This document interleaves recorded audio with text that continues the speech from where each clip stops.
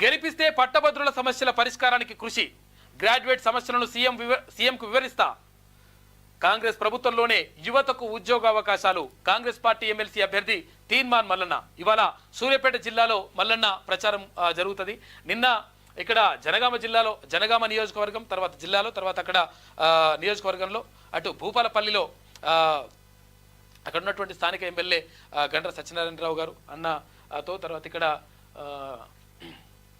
ప్రతాప్ రెడ్డి అన్నతోటి మొత్తం కూడా అంటే అక్కడ ఉన్నటువంటి ఎవరైతే కాంగ్రెస్ పార్టీ కార్యకర్తలు కానీ, తర్వాత ఎన్ఎస్యుఐ అంటే రాష్ట్ర అధ్యక్షుడిగా ఉన్నటువంటి, గతంలో రాష్ట్ర అధ్యక్షుడిగా ఉన్నాడు, ఇప్పుడు ఎమ్మెల్సీగా ఉన్న బల్మూరి వెంకటన్న, వీళ్ళందరూ కూడా హాజరైనరు ఈ కార్యక్రమానికి. తర్వాత ఎట్టి పరిస్థితుల్లో తీర్మాన్ మల్లన్ని గెలిపించుకుంటామని చెప్పేసి ప్రజలందరూ కూడా అంటా ఉన్నారు. ఎందుకంటే నిజాయితీగా చిత్తశుద్ధితో వెళ్తా ఉన్నాడు పోయి, కాకపోతే కావాలని చెప్పేసి ఇట్లా ప్రచారం చేసి ఏమవుతుంది, ఏం చేయాలో అర్థమవుతలేదు, పిసపిస అవుతుంది. అట్లా చేస్తే ఏమవుతుంది చెప్పు.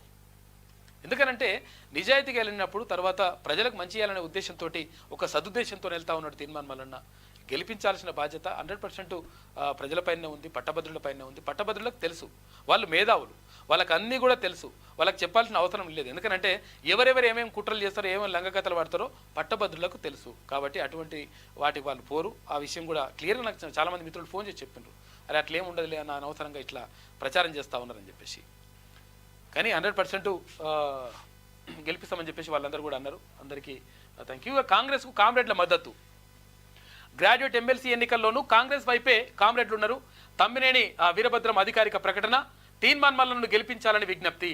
మల్లన్నకు పీఆర్టీయూ సంఘం నిన్న ఇక్కడ జనగామలో పీఆర్టీయూ ఉపాధ్యాయ సంఘం కూడా మద్దతు ప్రకటించింది. 100% మేమున్నాం మల్లన్న నీకోసం, అంటే నీకు మేము అండగా ఉంటాం, 100% మేము గెలిపించుకున్నామని చెప్పేసి పీఆర్టీయూ కూడా, ఉపాధ్యాయ సంఘం కూడా చెప్తా ఉంది.